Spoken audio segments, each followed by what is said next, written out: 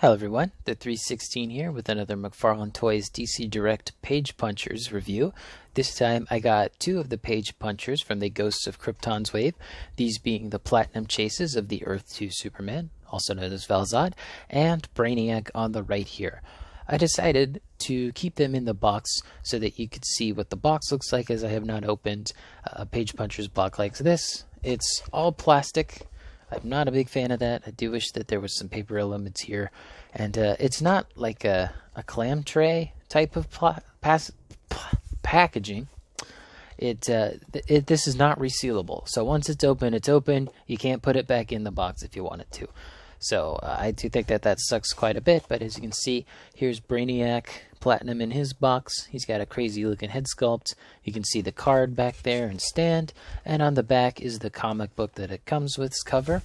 And then pretty much the same thing with Val-Zod over here. You got the armor on him, the Platinum Chase version, and there is the art for his comic book. So let's see. This is comic book number 3 and number 4. I do not have the Zod or the Superman from this wave, but if you guys want me to grab those and do a review on the two of those, I can. So without further ado, let me get these out of the package. Now here they are out of the packaging. We can take a look at their accessories. So Braniac comes with 5 individual and unique arms that can be placed on the back in any configuration you like. Although these larger black ones do have letters to indicate which side they go on. But you know, you can, like I said, put these on any side you want, anywhere you want, and they fit just fine. So if you don't like, you know, this over here or this over here, or you want this extra articulated arm somewhere else, you could put it wherever you like. So that's really cool. I do wish that it was a bit more symmetrical with the hands, or rather the extra arms or tentacles you were given. But, you know, giving us 5 unique ones is still pretty cool. If you want to get more, you'd have to obviously get more Platinum Chase versions of this figure. Although there is one, like, right kind of derpy looking arm here. I don't know why it doesn't want to focus. There you go. There's no left variant of this. It's just the right version.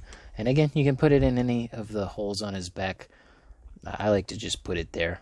Just felt appropriate. And then he comes with this, you know, separate tentacle arm. Do be careful with this one though, because of how the ball joint is. There is a little bit of stress on that already, so I'm just being very careful not to break it. So that's all of Braniac's accessories. Now we will look at all of Val-Zod's accessories, which is his armor pieces, but it takes a minute to take them off. But let's look at the comic books and their cards. So their cards are just the comic book covers. Nothing too unique there. It does say the 3 out of 4 there and the 4 out of 4 there. And then on the back here, you do have some read-ups of Val-Zod and Vril Docs. These are both the exact same read-up. It's just a summary of the story. That kind of sucks. Would have liked to have known more about the character, but you know, these card descriptions have taken a back seat. We most recently saw that with the Batman Beyond figures that I did a review of. It still disappoints me. The comic books this time don't just have a exclusive cover, but as I said, they're 3 out of 4 and 4 out of 4, which means that if you want to complete the story, you need to get the other 2 figures to read 1, 2, 3, and then 4. But they are unique, as you can see here, which is good. This is what a lot of people were asking for in page punchers. I will say, though, it does kind of suck that you need to get all 4 figures to read the full story, but I think that's kind of like the idea. Instead of a build-a-figure, you have a build-a-comic book in a sense. You don't technically need to get all 4. You could just look up the other 2 online, but just something to note. So those are the comic books. One other thing about the comic books before I forget. Just like that Batman Beyond figure I showed, you can kind of see that the corners of the comic book are upturned on all 4 of the edges there. Let's see if I can get that one in focus. Yeah, you can kind of see what I mean, though. That does also suck. I wish these were like the page punchers ones, the smaller page punchers, the like 3.5-inch sized ones. And yeah, that does suck that the comic books are all warped. But I didn't have a problem with the 3.5, 3.25 inch ones. Val-Zod's armor here, the way that this comes off, at least for the hands or forearms and the shins, is that they're attached to a little peg at the back here. And if this cape wouldn't get in the way, you just pull that off and you can take these off. But before I take off the rest, I wanted to show you what he looked like with the armor on. Really good detailing here. There's even like a big scratch in his Superman logo.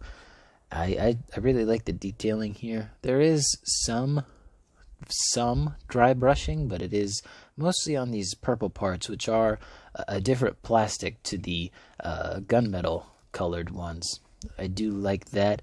I also kind of like how his shoulder pads look like aliens in a way. Like it's got some eyes here and some, like even a smaller face here, some like pointy bits. Same thing over here. This one is just a face though on his gauntlet, I guess. But yeah, it kind of gives me like some insectoid type of alien vibes. And those are attached to the the middle piece here on a dumbbell joint, kind of like the neck joint on all these figures. So, you can mess with it however you like on both sides. This one's a little bit more free moving than this one just because of how they're shaped and molded, but still pretty cool to see. And I really like how they did the waist piece here. It's actually attached to the blue piece, but it doesn't look like it. All you got to do to untouch that is like so. So that's his, I guess, waist cloth off, even though it's not a cloth. And then I already took this one off a little bit. And these are interchangeable with the Superman that came in this wave. I don't have that Superman, of course. I only opted to get the Platinum Chases if I saw them in person, which I saw him in person. I saw him in, or rather I got him for the EQL. Trying to make sure he can stand upright. Why is his knee bent like that? That's better. Alright, and then the wrist ones are harder to get off. I say that and that one, yeah, see, the problem's the fist here. You kind of have to turn the fist independently and then just pull it off like that. Alright, get off. Come on, or wait, is it this side? It was that side. Alright, so all that's left is the torso and the mask piece here. Torso piece is the easiest to get off, just pull it forward. The mask, though, this one you actually have to take off the whole head. I have not found a way to actually take off his mask without taking off his head. And of course I'm going to do that off camera. There's Braniac while I do this. Oh, I've taken off the armor a few times, so his head isn't as tight anymore, but it's still a pain in the ass to get on and off. I am going to be leaving him with the armor on, but for the rest of this review, I'm going to have him with the armor off. Alright, let's make sure his cape is all good here. Alright, there we go. There's the two of them next to each other, and you'll kind of notice, without the armor, how tall Val-Zod is. These legs are stupid long. Like, Jesus, these legs. Why did he make these legs so long? He could have easily shrunk this down by an entire inch. I'm not kidding. An entire inch. Like, I don't want to bust out the ruler early, but look at how tall this Val-Zod is. He's almost 8 inches tall. Like, look at that. On camera, he is 8 inches tall. In person, he's like 7 3/4 inches. It's ridiculous. Like, why is he so tall? Why? Like, there's plenty of room to shrink this figure down. Like, just to do it. Ugh. Ay. And also because this is the Platinum Chase version that has the armor on the figure in the package, you'll notice on the back of the cape here, there is quite a bit of paint rub onto the cape, which sucks. This just sucks. I mean, it doesn't look like it's painted on the inside, but I guess that it is. At least I would assume so. It definitely looks like it's been painted, but man, that just sucks that if you want to display him like this, you're basically going to have to get the other figure or figure out a way to clean this cloth with the figure still having it on. Great wingspan on this cape, though. Of course, I wish it was wired, but you know, this was before they were doing the wired stuff. This was when they were just starting with the cloth goods. Again, great wingspan. He can cover up pretty nicely, and I know his head's off camera, but the non-platinum version of this has flesh tone hands instead of these gloved hands, as well as the these like Y parts on his calves being painted in white like his emblem and belts. And also the figure, the non-platinum, has a wash over all of this blue. On the normal, or on the platinum release rather, he does not have the wash on this figure. They opted instead to put the paint into the armor, which was the better choice there. But again, to be fair, because, you know, this comic book is exclusive to this set, you can see that this does use the platinum chase version of the figure. There's no white down here. There is the gloved hands, of course, and there's no white wash on the body, of course. So just something to note. Articulation-wise, he's alright. You know, he's got the ball joint at the wrist here, the old style. Same thing with the ankle, the old style ball joint. He's very spiky. Like, he's got a lot of spikes on his boots here. He's got spikes on his hand. This is what makes it hard to put those, you know, bracers on. They're spiky hands. Spiky. Can he touch his own shoulder? You know what? He almost can. He's very close. I'm sure that you could get him to touch his own shoulder, but he can almost do it. Oop, I got the cape stuck in the articulation there. Stupid. I like this cape, but it just gets in the way. Yeah, get. Can he kick his own ass? Oh, he cannot kick his own ass. It's pretty. It's like a finger length in there. The ankle, or rather the knee, has a weird bend to it.